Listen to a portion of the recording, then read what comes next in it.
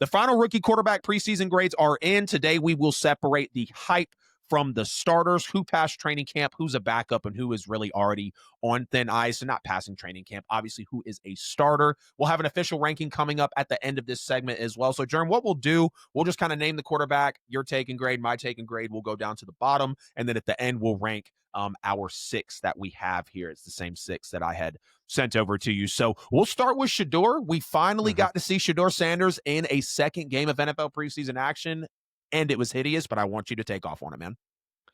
So here's the thing. I think Shedeur showed when he played with competency, right? Like you saw that in his last game, and that's what people are going to hang on to. But like basically the entire offensive line he played behind didn't make the team. Right. To the point where, and I get the Shedeur Sanders fatigue, but again, it's hard to grade him when there was a clear lineation, which again, you see Kenny Pickett get traded and Sanders is named the third string quarterback. Like they didn't give him and Gabriel. It'd be different if they gave them the exact same opportunities, but it seemed like they were already had an idea of what the order was going to be for them. But I think when he did play with starters or at least main players that were going to make the team, he showed impressive accuracy and decision making, and he made some strong throws. And I think he managed the offense pretty well. I think everything we thought about him in college in terms of his pocket presence and his ability to extend plays, he showed he could do all of that. He just didn't get the opportunity to do that with quality starting players around him. And then again, shit hit the fan on that third preseason game, which we understand what the last game of the preseason means. But I don't think that third game seems to overshadow his entire preseason. I think that's unfair to him. I'm not saying he was perfect. I'm not saying he got a raw deal. I see a lot of people doing the I told you so on Shedeur. I don't think that's fair. Yeah, I agree with you. Now, he did unfortunately not help his case, and if anything, I think his performance really, unfortunately, based on the just stories and rumors around him in the headlines, like that did not help his case, and if anything, he kind of proved those doubters right. I'm not going to look at it like that because, like, the guy is still a rookie. This is like, if there's a place to do this, it's in preseason, it's in camp, it's not before you're handed the week 1 job, which obviously we know Joe Flacco is in that position. But, you know, Shedeur's struggling, and then people want to make a big case about him not being in for the 2-minute drive. He looked horrible. Yeah. He looked absolutely horrible leading up to that opportunity. So, you know, you see his comments, I'm on the bike, I'm warming up, I'm ready. This is a 2-minute drive somebody dreams of. And then he figures out he's not going in, and he's like, okay. And then the Browns just look even stupider because Tyler Huntley comes in for the 2-minute drive, and then he's waived, he's cut. Yeah, so it's like it's not really lining up. Like, okay, what good was that 2-minute drive for Huntley? You know, if anything, they should have given it to Shedeur or Gabriel. If I was Kevin Stefanski, I would say Gabriel, and I think I'm one of the only people on the planet that believes Dillon Gabriel can actually be a starting top 15 quarterback in this league, and I will stand on that until I'm proven wrong. But it's like Shedeur or Gabriel should have had that opportunity, and now we're going to give it to Tyler Huntley, and then we're going to cut him. It doesn't make sense. It's very weird, but you see him struggle. 3 of 6, 14 yards, 5 sacks taken, a couple of potential fumbles, and Shedeur played 2 games in the preseason and was the second most sacked quarterback of the preseason after being one of the most sacked quarterbacks in college football the last 2 years. Bad O-lines for sure, but I will admit, Shedeur does hold the ball some, and we see that with rookies. Like you got to have that internal clock. We've talked about it plenty of times. You got to be able to let it go, and that'll, you know, that's coachable. That'll kind of become an instinct for him as he gets through the league. But you know, that's we see him pulling up short on. Go ahead. I'm sorry. No, you're good. Go ahead. I think the holding, if there's gonna be a criticism of a rookie quarterback in Shedeur Sanders, holding on to the ball to me is a normal thing. Like that's something you can fix. Like if it was something for sure, if it was bad decision making on top of bad decisions or terrible throws or bad turnovers or something super egregious, I think holding on, because in college typically you have more time. So I think holding on to the ball is actually a positive, because if that's the criticism of Shedeur Sanders, that is easily fixed. So I agree with you. And yes, again, we talked about the offensive line, literally his offensive line in that last preseason game, all of them got cut. So it's hard to judge. So maybe he doesn't have an issue holding the ball too long. Like maybe he just didn't have time. I don't know. But the offensive line in Colorado wasn't great either. So it's hard to judge it, but it was terrible. But there was times where I was watching and I said, "Man, he's trying to make something out of nothing," and I get it because he Yes. wants to make the team. But yeah, there Yes. was times he needed to get rid of the ball, but also with that asterisk of that O line is terrible.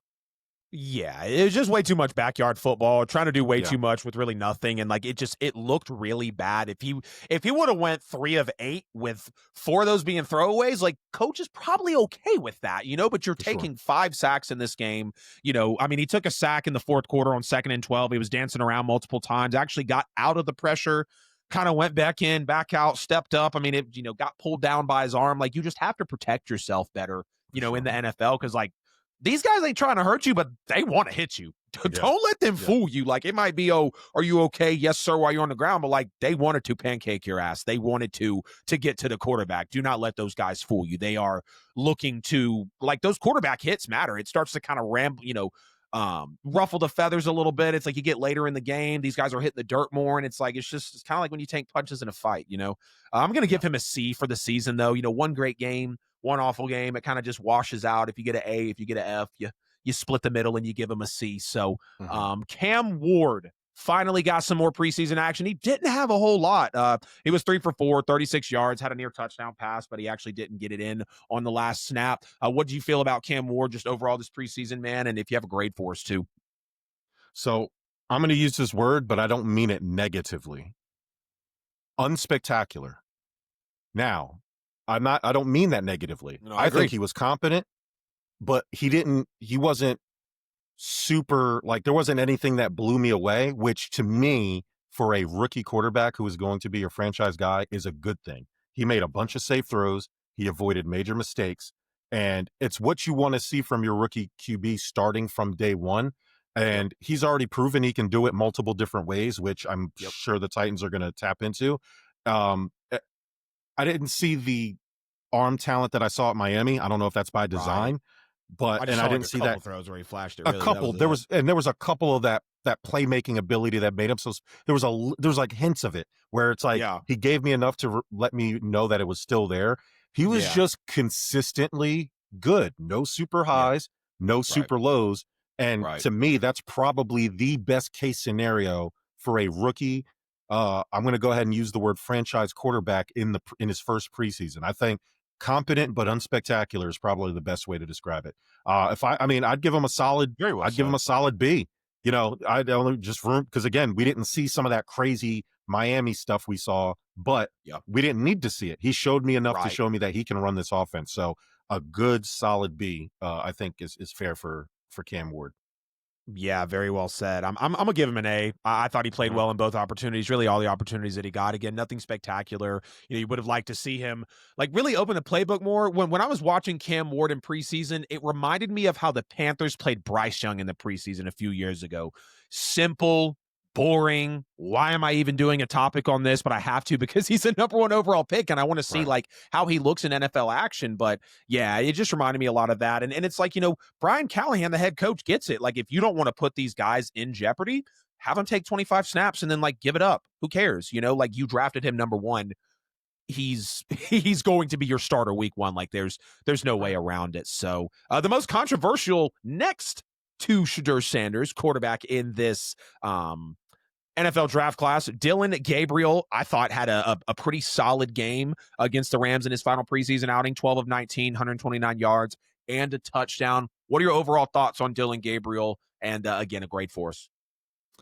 I'll give him a C. I don't do pluses or minuses. I think he was okay. I think he struggled with his accuracy a bit. He had that one decent stretch right there, but most of the time I've watched him, he just seemed, even with Shador scrambling for his life, it just seemed Dillon was never fully comfortable in the pocket, Mhm. less so than Yeah, he others. definitely But had to move around a lot, no he doubt. moved around But a I lot, thought and he controlled the sometimes pressure better and just kind of looked better within that system than I know, it it sounds looked like he crazy. felt like I know, but and it's the Browns too, so we don't know. But Yeah, yeah, preseason. he showed me the potential where, like, me laughing at the Browns for selecting him in the third round went away, where I said, okay, he's not as bad as I thought he was, but Right. he definitely showed that there's a learning curve for him. And then you get to the part where he's 5'10.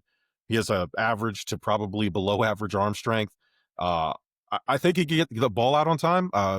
much to our off-camera JJ McCarthy uh, conversation, where I Yeah. think if Dillon Gabriel can turn into a guy that can just get the ball out on time and play within the system, he'll be fine. I don't know if that's a Browns like if his ceiling is basically like Tua, right? Where Yeah. if everything is right around him, he can make it happen. I think he's good enough to make it happen, but that's a lot of stuff that has to go right for Dillon Gabriel to be successful. And that's not saying that he can't be good. I'm just saying Right. when we're talking about ranking him or putting him with these other guys, he needs the most help from his team around him, less than the other guys.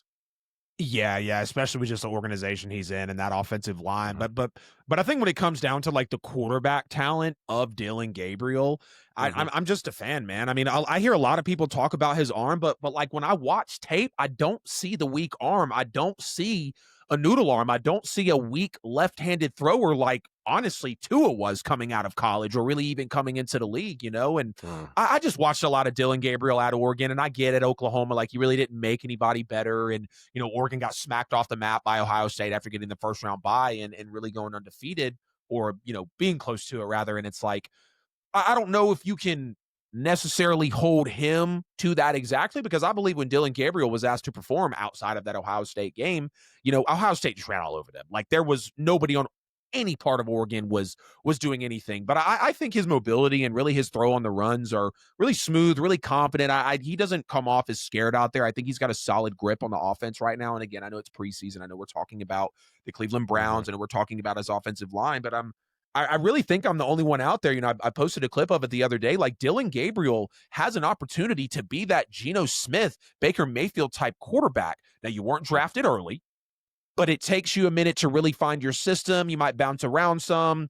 Geno found a home in Seattle. I think he's going to be halfway decent in Las Vegas. And then obviously Baker just had one of the best seasons from a quarterback we've seen. He's putting up Joe Burrow, Drew Brees type numbers. So I'm not saying Gabriel could be that type of guy, but the story and the journey to get to QB1 for God, I don't know, the Pittsburgh Steelers in 3 years. Like, you know what I'm saying? I wouldn't be shocked if there was like a buy-in on him because I just believe he's got the skill set to really make it happen, man. And, every pass just felt sharp, accurate, very solid execution. And, Dillon Gabriel's just showing me what I saw in college, bro. I mean, you want to talk about tape specifically, second quarter, 4.5 minutes to go. He breaks the pocket, rolls out, accelerates, then fires an absolute dart to the front left corner of the end zone. Jamari Thrash drop shit. But like that's just Dillon Gabriel in a Mhm. nutshell. Like that's truly what he's capable of. And I mean, he's placing throws well, layering them in coverage, downfield, just plays from a rookie that like you can't deny what he's putting on tape. I give him a B. His first outing was a little rough. He still was 12 of 19 in this game.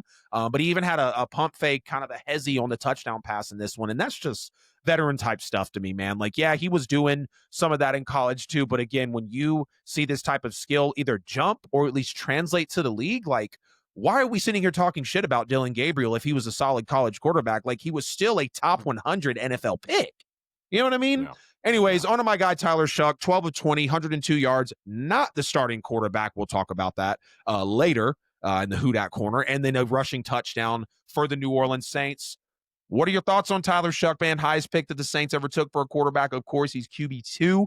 Thoughts on the preseason and kind of your interesting grade that you gave us on the last one. I appreciated the way that you approached it there. Yeah. I got to give. I'm sorry. I got to give your guy a D. And here the problem is you lose the starting job, like you said, highest drafted quarterback that the Saints have ever taken. Besides Archie in And, like the 60s. Yep. right, in modern 70s, history, I should excuse me. say. Yeah, yeah, Then for you sure. have, and then to Spencer Rattler, who hasn't even won a game in the NFL. So Right. again, you're looking at a guy that you obviously drafted Tyler where you drafted him because you were expecting him to be your starter.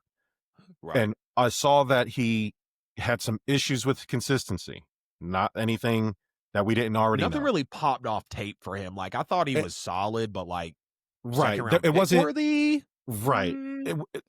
Do I trust this guy to be a starter? And listen, Right. he might be great. He could be the greatest of. We don't For just sure. because these kids don't come out of the Herbert came in and cannons blew the doors firing. off. I'm not saying he's going to be Herbert, but I get where you're Right. going. But Baker Mayfield jumped around to 4 or 5 teams as the number 1 pick, and now he's back to a top 10 quarter. Like Mhm. We expect these kids, and yes, there is some level of expectation for these kids to come out and just do these things, do Right. these amazing things and carry franchises. Sometimes life is a journey. It's not a roadmap, right? Like there's different ways to reach the end. And I think Tyler may benefit. I wish there was a better veteran in New Orleans to help him out. The thing that's Bingo. really working against him is that he's a 7-year college dude. He's Yeah. 25 years old. So his Yep. clock is a little bit different than everybody else's. And And if you ain't coming out like Jaden Daniels as a 25-year-old in your rookie year, right, right.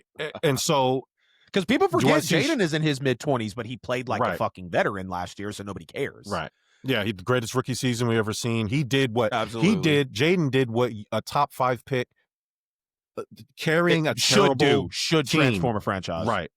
A top 5 offense with not a really great supporting cast up in that point with Yeah. a terrible defense and Yep. brought them to an NFC title game. That's what the Bears thought they were getting. That's what the Bears should have had. That's what Yeah. these teams that draft these guys off of that type of talent. That's what and maybe that's a too big of a lofty expectation, but Jaden No, Daniels, hell that's no. it. That's what they need to do. No, I'm kidding. I Yeah, know what you top, mean, yeah. though.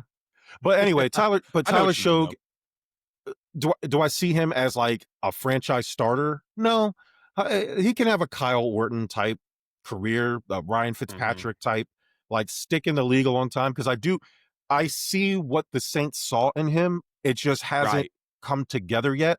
Should it come Right. together for a 7-year college guy? Probably. But hey, listen, we're in a different situation now. So maybe he just needs to sit and learn, and maybe he'll get it eventually. But yeah, I'd have to give him a D, just based on just probably the worst of the quarterbacks I've seen play out of all the ones we're talking about. Yeah, yeah. If Riley Leonard and well, not even Riley Leonard, if Quinn Ewers was in the chat, we'd have a different conversation. But no, I'm right Right. there with you when it comes down to the rank 'em. Guys watching this, like y'all know, I'm a diehard. I'm just keeping it real about Tyler Shuck. I agree with a good bit of what Germ said. I do think he could be a starter in the league one day because, like, I trust Kellen Moore's Mhm. intuition, right? Like he is one of the top play callers in the NFL over the last few years. He just came off the most postseason points in NFL history, one of the most remarkable, arguably top 3 Super Bowl wins of all time as an offensive coordinator. So it's like I'm gonna have trust in the guy who's had results before. He became our head coach, rookie head coach, sure, but Kellen Moore Mhm. has like he's not just some guy coming up off the couch. Like we know what he's really got in his bag as a skill set. I like seeing Tyler Shuck in the final game for the Saints, run the read option. And he is a confident runner. He's got some wheels. He did score a touchdown off that, like we mentioned earlier. But it just feels like Kellen, through Tyler's reps, because Shuck played in all of the games, and then Rattler did too. It's like I feel like the playbook was not necessarily opened up enough for Tyler Shuck and the opportunities because it Mhm. was a good bit of short throws, slants, curls, screens, but it's like you also want him to be able to get a grip of the offensive playbook as well. He had a big throw to Trayton Welch, earlier in the preseason, and then he had another one down the sideline in this game. Mason Tipton, who's been all over the field for the Saints. Tyler Shuck has had some connections to him too. Now he gives up that strip sack to the Broncos, which is very unfortunate. It really wasn't his fault, but you do have to be able to step up in the pocket and just possess the um protect the football better. And again, just like talking about Tyler Shugg, he possesses all the traits that you really want out of a quarterback. Like he ran the offense good. I won't say well. He was confident. I did see some decent arm strength. Like he does have mobility. I think his Mhm. progressions and reads could be a little better, but there was a couple times like he was looking from one side of the field to the other. And just to know that a quarterback can see a whole field within a play is such an underrated, or I feel like under talked about trait. Like having pocket awareness and vision is super ideal. And it's not that I think Shuck is elite or even great at any of those. He's good. And I think Kellen Yeah. Moore, whatever opportunity Shuck gets this year, because I don't really like him learning behind Spencer Rattler, but it's like it is what it is, right? Like we are the weakest quarterback room in the NFL, arguably. I'm gonna give him floating between a C and a B. We got Jalen Milroe, who has been such a spectacle, in my opinion, in the NFL preseason. And just what he's been able to do with Seattle. I think if Sam Darnold fumbles the bag in the first few weeks, if I'm a fan, after what I've seen out of preseason, I'm calling for Milroe to get some first team reps. What do you think of him, though? And of course, the grade and the takeaways. So I'm gonna give him. I had a hard time deciding between a B and a C, and here's the thing. Out of all the quarterbacks, I don't think he was the best, but he's easily the most exciting to watch. I don't think he was the best out of all of them, but I loved watching him. That elite athleticism was on full display. I mean, it was like it was like Michael Vick-esque almost. Like it was just like Yeah. just to watch him maneuver and then you see the arm strength and making some of those highlight reel plays. But again, it, as common with a lot of rookies, reading defenses, consistency, stuff that can be worked on. Again, this is not a slight towards him. It's just, you know, try to put yourself in a position where I have to decide if this guy is going to be the guy. I think if I'm looking at, hey, consistency in reading defenses, that's something I can work with. Does he have everything else that I like? And Jalen Milroe, uh, checks all those boxes. So I he needs to get better at the shorter throws because that's what's going to keep a job until he learns those other things. So I think because his short throw accuracy has been so bad, and I think that's kind of really important in today's NFL, I'll probably just stick with a C, even though I'm high. I'm probably higher on him than anybody else in this list that you gave me. Yeah, I really love what Jalen Milroe's brought to the table, man, and Hmm. just what he's really put on tape in the preseason. Again, this is one of those instances where it's like Jalen Milroe perfectly is this right here. When you see the jump from the college to the NFL, and they're doing things in the league that they were not doing in college, that is a clear indicator that they understand the speed of the game and the concepts that they're already in. Because I'm starting to appreciate preseason more and more as we go on, and it's probably just me becoming a deeper fan of the game. But like as a diehard of one of your teams, like you really get to see what's the depth on that 53 like. Forget the first 11, forget the first 22, maybe even the first 33. Like, what are we looking at with third, fourth, and fifth stringers, like emergency type guys or guys that can start making noise, in training camp? They come up like a Mason Tipton with the Saints, and it's just boom, they're able to earn a spot if a guy goes down, or maybe they're just out producing a guy that was ahead of them. And, I think Milroe has a really good opportunity to be in that situation. He did let the pocket collapse on him a few times in this preseason. He did take some bad sacks, give up a fumble for a scoop and score, and he did fumble on the tush push as well. But I really believe that Jalen Milroe could absolutely be the future of the Seattle Seahawks. And again, if Sam Darnold fumbles the bag the first few weeks, why you not gonna put Milroe in? Milroe Yeah. looked pretty solid. You See took him what you for a got. reason. I thought it was interesting for Seattle to take him, but when you look at JSN, when you look at Cooper Kupp, I very much wish that DK Metcalf was still there, but it is what it is, right? Like, how much of a trade off do you want to really have between DK and Cooper Kupp? But you look at just some more tape. There was a third and goal in the second quarter with about half the quarter to go, about 6.5 minutes, and he whips a throw in between three defenders underneath a fourth, kind of like an over the top safety. Receivers here, you got like three defenders here, a little bit of a safety back there, and just like fires it right in. And Jalen Milroe was a guy that was benched in college for his accuracy, for his decision making Yeah. by Nicholas Saban, the best Yeah. guy to ever do it. And now he's in the NFL able to deliver throws like that. So I'm loving what he is putting on tape. He showed off, the big arm, snappy arm quite a few times. I thought the Packers did a good job in the final preseason game of really controlling Jalen Milroe's dual threat ability. You definitely had to watch Jalen Milroe learn to operate a little more twitchy from the pocket and do his best to create within the pocket to his receivers before he tries to, break the script and really just really create, off script like we see quarterbacks in the NFL do, because it's such a great trait. And, him just being able to maneuver the pocket as well as he does, throwing on the run with ease, with accuracy, with confidence. I mean, he's got a zippy arm. Him and Dillon Gabriel have some of the most impressive arms of quarterbacks that were drafted later in this draft class. And I just think as we really start to understand these guys coming through the league, like, this could be a decent quarterback draft class. It really could. Like, we haven't even talked about Jackson Dart yet, who is, in my opinion, the best looking rookie quarterback out of them all. Biased, most snaps, but he's, again, opportunities that he's given, he's performing. We've seen people build in good situations and not perform. We've seen first round quarterbacks. There are way more first round quarterbacks and first round player busts then there aren't. And I don't believe Jackson Dart's going to fall into that. But anywho, I'm going to give Jalen Milroe probably a B for this season. I want to lean A, but there were still some things that we know he's got to work out. But his athleticism, his processing is very attractive. And again, if Sam Darnold fumbles the bag, the 12s are going to be calling for Jalen Milroe to be under center. And again, I would not blame them. Last quarterback here, Jackson Dart. I've said so much about him in the preseason. I don't know if I doubted a quarterback more than Jackson Dart coming in. Like, I definitely have had other doubts about players, but then the way he's just able to prove me wrong in the worst way possible every single week. Giants need to start him. I've already said my case. They know what they got in Rush. Jameis is Jameis. The Giants need to start Jackson Dart. What are your thoughts, though, on how he looked in the preseason and kind of his final grade before we get into these rankings, Germ?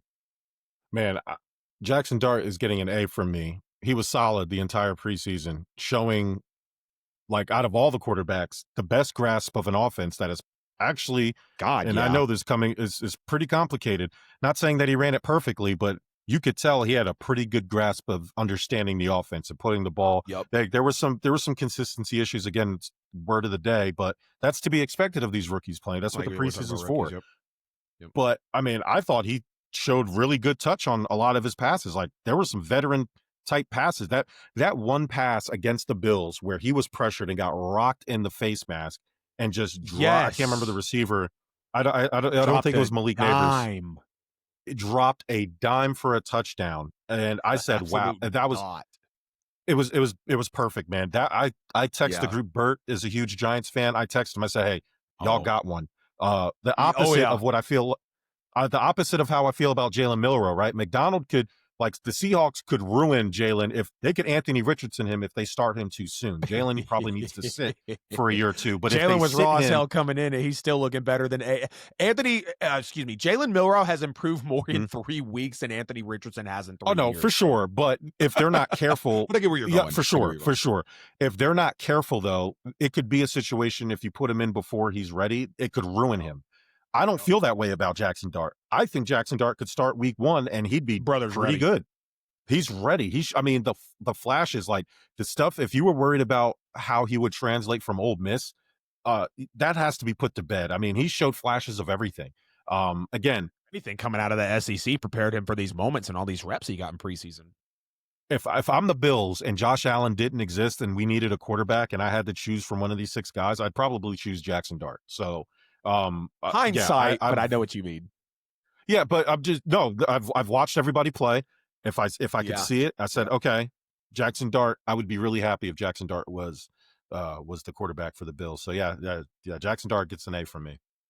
Yeah, 100%. Jackson Dart gets an A from me as well. I've got plenty of clips on the channel anointing his preseason play, and Jerm just said it very well. The dude has such freaking swagger. Like, am I wrong on this, Jerm? Does he not look like he just belongs in that freaking giant blue with the NY on the helmet and number 6 Dart? Like, the last name Dart, like, does Jackson Dart already have like a top 3 aura in the NFL, bro? Seriously. I mean, so obviously Colt McCoy is the greatest quarterback. Jameis the Dubs, bro. Right. Colt McCoy is the greatest quarterback name. Like, if you had, like, that's like the quintessential quarterback name. Colt, it doesn't get better than that. Jackson Dart as a quarterback, your last name is Dart. It's got to be an X first name with an X on top of it. It has to be top 3. It's got to be up there. I mean, it's amazing. It could write itself like that. The Giants they could have a franchise. It could be, Eli Manning and Jackson Dart up there on the Mount Rushmore of Giants quarterbacks with Phil Simms in them. So, like, it's, oh goodness. I like Jackson Dart. He's, like you said, it's the aura. It takes a special person to make it in New York, right? It does. Mm-hmm. Zach Wilson couldn't do it with the Jets. He just didn't have that personality. Jackson Dart has that personality to survive. Eli Manning, when you look, now that you know him now, he probably fit really well in New York. You didn't see that when he was playing, but like he's also an outlier, right? Like, but Jackson Dart has, not only can he play, he has the swag to fit into a New York market, and how he will handle the criticism, because he obviously won't be awesome all the time. That'll be his next real big test. But as far as tests go, he's passed with flying colors to be. Yes, 100%. Could not agree more. Hey, it's AJL here. Appreciate you sticking to the end of the video here on YouTube. You could have chose any other show, but you chose my video, and for that, I'm very grateful. If you haven't already, please make sure to like and subscribe to the channel. Follow me on social media. Hit the bell on the channel so you never miss a post. Check me out on all social media platforms. Right here, you'll find a chance to subscribe to the show, a related video, and a playlist. See you guys in the next one.